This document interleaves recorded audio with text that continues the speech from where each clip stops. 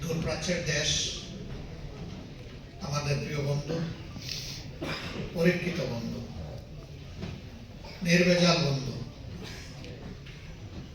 জাপানের মাটিতে প্রবাসী বাংলাদেশি ভাই বোনদের নিয়ে আয়োজনের সম্মানিত সভাপতি, উপস্থিত প্রবাসী বাংলাদেশি ভাই বোনেরা এবং আমাদের বিভিন্ন দেশের অতিথিবৃন্দ, আমি মহান আল্লাহ তাআলার শুকরিয়া আদায় করছি। আল্লাহ রাব্বুল আলামিন কালামে হাকিমে জিলকারনাইন সম্পর্কে জিজ্ঞাসা করেছেন। মানুষ জানতে চায় ইনি কি ছিলেন আর কি করেছেন। আল্লাহ তাআলার পক্ষ থেকে ইনি ছিলেন দিগ্বিজয়ী। প্রথমে উনি গিয়েছেন প্রাচ্যে, যেখানে সূর্য ডুবে, সেখানকার দৃশ্য তিনি অবলোকন করেছেন। এরপরে এসেছেন প্রথমে তিনি গিয়েছেন প্রাচ্যে, যেটাকে আমরা মাগরিব বলি, গরব, সূর্য যেখানে ডুবে, ওখানকার দৃশ্য তিনি দেখেছেন। তারপরে আল্লাহ তাআলা তাকে নিয়েছেন প্রাচ্যে, হতে পারে এটা, যেখানে তখন মানুষের মাথার উপরে কোনো আশ্রয় ছিল না, কড়া কাঠফাটা রোদ। এই অবস্থা থেকে আল্লাহ তাআলা তাকে নিয়ে গেছেন মধ্যখানে। সেখানে গিয়ে তিনি একটা অবুঝ জাতিকে পেয়েছেন, যারা খুবই ভীত সন্ত্রস্ত ছিল। হারুত এবং মারুতের ভয়ে সেই জাতিকে আল্লাহ তাআলার পক্ষ থেকে তিনি আশ্রয়ের ব্যবস্থা করে দিয়েছিলেন।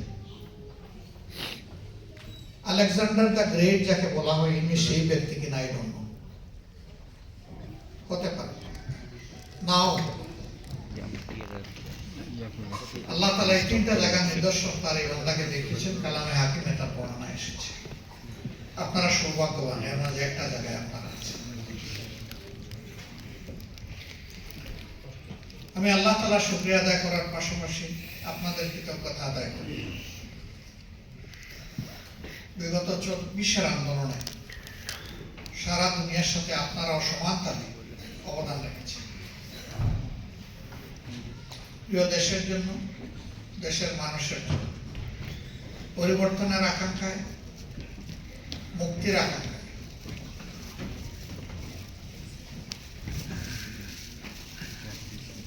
ডক্টর আব্দুস সামাদ কামাল সম্ভবত ওনার নামটা, নাকি? আমি আবার চিন্তা করতেছি ভুল বলতেছি কিনা, কারণ নাম ভুল বললে কিন্তু লোকেরা কষ্ট পায়। তিনি কিছু কথা এখানে বলে গেছে। রিমিটেন্স যোদ্ধা বলে বলে আমি বিশ্বাস করি 54 বছর প্রবাসীদেরকে অপমান করা হয়েছে। যোদ্ধা মানে বীর। বীরকে যদি কোনো জাতি বীরের সম্মান না দিতে পারে, তাহলে ওই জাতির মুখে তাকে বীর বলা শোভা পায় না। আমাদের দেশের প্রবাসীরা সারা দুনিয়ায় বিভিন্ন দেশে তারা ছড়িয়ে ছিটিয়ে আছে। দুই ভাগে বিভক্ত।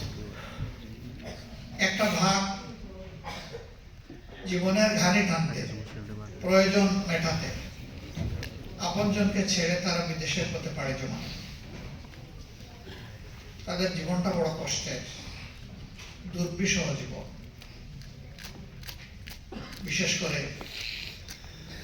মিডল ইস্টার্ন কান্ট্রিতে যারা সার্ভিস দেন, দক্ষিণ এশিয়া, পূর্ব এশিয়ায় যারা সার্ভিস দেন, তাদের জীবনটা এরকমই।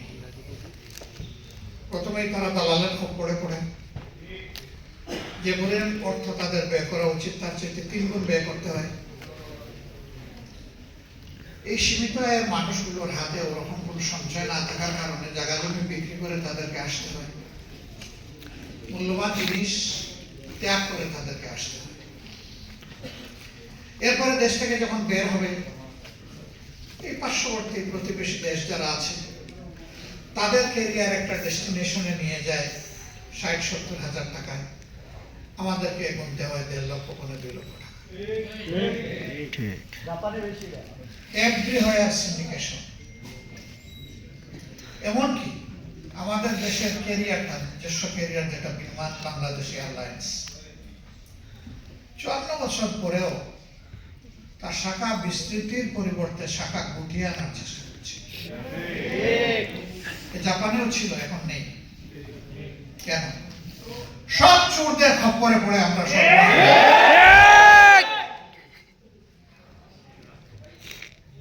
আমি 1 মে শ্রমিক দিবসে বলেছিলাম, যদি আমাদের দেশের মিশনগুলো, এমবেসিগুলো, হাই কমিশনগুলো দেশে দেশে আমার প্রিয় দেশকে ব্র্যান্ডিং করতে না পারে আর প্রবাসীদের পাশে দাঁড়াতে না পারে, ওই এমবেসির আমাদের কোনো প্রয়োজন নেই। কিছু মানুষকে পোষার জন্য এমবেসি নয়, বরঞ্চ বাংলাদেশকে লুক আফটার করার জন্য এমবেসি, ওই দেশের বুকে বাংলাদেশকে তুলে ধরার জন্য এমবেসি। হ্যাঁ, হয়তো জাপানের embassy they are doing well, যদি তারা ভালো করে থাকেন তার সাক্ষী আপনারা, দুর্বল হয়ে থাকলে এরও সাক্ষী আপনারা। আমি পার্টিকুলার কোনো দেশের এমবেসি সম্পর্কে কথা বলছি না, আমি ইন জেনারেল বলছি। আমি টেন্ডেন্সি কি দেখি, প্রথমে এই ফরেন মিশনে যারা আছেন তারা খুব চেষ্টা করেন আমার পোস্টিংটা যদি হতো ইউএসএ, যদি এটা ফেল করে নেক্সট টার্গেট যদি হয় ইউকে, এটাও যদি ফেল করে তাইলে দেখি একটু জার্মানিতে আমার সুযোগটা হয় কিনা। আপনি দেশের একজন servant, you are serving the country, আপনার এই ডিজায়ার থাকবে কেন? দেশ তার প্রয়োজনে আপনার যোগ্যতার আলোকে যেখানে দিবে সেখানে আপনাকে যেতে হবে। এবং ওই প্রাইম পোস্টিং এ যারা সুযোগ পান না, যারা ওই দেশে নাগরিক হওয়ার কোনো সুযোগ নেই, থেকে যাওয়ার কোনো সুযোগ নেই, তারা তখন চেষ্টা করেন যে কোনো একটা কান্ট্রিতে আমার এক্সিট নেওয়া দরকার। তিনি তার ক্যারিয়ারকে মূল্য দিচ্ছেন, কিন্তু তিনি বাংলাদেশকে নিজের অন্তরে কনসেপ্ট করছেন না, লালন করছেন না। এই লোকগুলো হলো আমাদের সমাজে যারা শিক্ষা দীক্ষা নাই তারা, তাই না? ক্যারিয়ারে একাডেমিয়ায় যারা সবার আগে তারাই যায় ফরেন সার্ভিস, শিক্ষিত শয়তান। তাদের যদি এই অবস্থা হয় তাহলে আমাদের দেশে একটা কথা আছে না, ভাতের যে ডেক্সিতে ভাত রান্না করা হচ্ছে ওইটার উপরের যে কোনো একটা নিয়ে টিপ দেও, যদি দেখো যে ওইটা ঠিক মতো সিদ্ধ হয়েছে তাইলে বুঝবা যে পুরো ডেক্সিটাই সিদ্ধ হয়েছে। ঠিক। This is the reflection of our educated society. Why? আমি আমার এই ডক্টর বন্ধু, এখানে আরো যারা আমরা লেখাপড়া করেছি, আল্লাহর কসম আমরা দেশের প্রত্যেকটি মানুষের কাছে বলবেন কিভাবে? আমার মা বাবা আমার বেতন জুগিয়েছেন, পড়ার খরচ বহন করেছেন, বই কিনে দিয়েছেন, কাপড় চোপড় কিনে দিয়েছেন, তো দেশের মানুষের কাছে ঋণী না। আপনি যে প্রাইমারি স্কুলটাতে পড়েছি এটা আমার বাবা কিংবা আপনার দাদার পয়সায় গড়ে ওঠে। এদেশের গরিব ধনী প্রত্যেকটি মানুষের ট্যাক্সের পয়সা গড়ে উঠেছে। বলবেন ট্যাক্স তো শুধু ধনীরা দেয়, গরিবরা কোথায় দেয়? হ্যাঁ, গরিবরাও দেয়। আমরা যে বিএটি, ভ্যালু অ্যাডেড ট্যাক্স, মূল্য সংযোজন কর, অর্থাৎ এই পণ্যের মূল্য হচ্ছে 10 টাকা, এর সাথে কর যুক্ত হয়ে এটা হলো 11 টাকা। ওই 1 টাকা কিন্তু প্রত্যেকটি নাগরিক ট্যাক্স দিয়েই জিনিস কিনতে হয়। সারাদিন ঘুরে ঘুরে যে লোকটা ভিক্ষা করে সেই লোকও তার পেটের চাহিদা পূরণের জন্য, পিঠের কাপড় জোগান দেওয়ার জন্য, তার অসুখ বিসুখে ওষুধ কেনার জন্য যখন যাচ্ছে তখন তাকেও কিন্তু বিয়ার দিয়ে কিনতে হচ্ছে। আজকে যে শিশু জন্ম নিয়েছে এই শিশুর জন্য তার মা বাবা তার প্রয়োজনীয় যে সমস্ত উপায় উপকরণ কিনবেন সেখানেও তাকে বেড দিয়ে কিনতে হচ্ছে। কাজে শিশু থেকে বৃদ্ধ, গরিব থেকে ধনী, সবার টাকা রাষ্ট্রীয় ট্রেজারি থেকে হচ্ছে।